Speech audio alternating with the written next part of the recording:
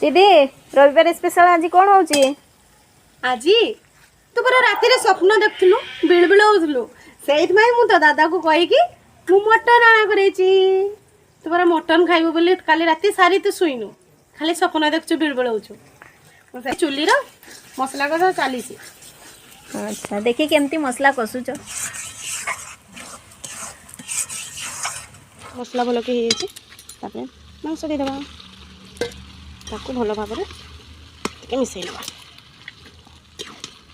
କିଏ ଖାଇବ ହ ରାଜା ବାବୁ ଘର ଖାନା।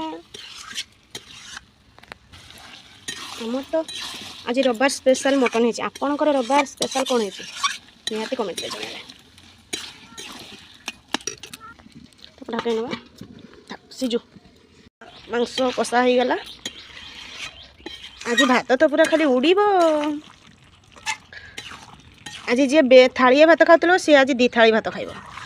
मीना पर आज दिनटा सारी शुईनी राति सारी कल से बेल बेल मटन खाइब बोली आज रविवार ताकू आज 2 थाली भात देमी देखा से के थाली उड़ाऊँ।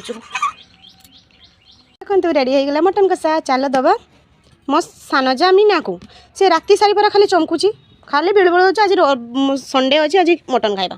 मीना ए मीना क्या गलु ओहो तु ये बसीचु तार मांस खाइबो बोली तार मटन खाइबो बोली बसीचु आगरु रेडी अछि खाइबा पय। ओहो ओहो की हो शीघ्र ओहो ओ की टेस्टी देखा जाउची। खाइ की कहो केमती लागुची चुली रो कराई जी अछि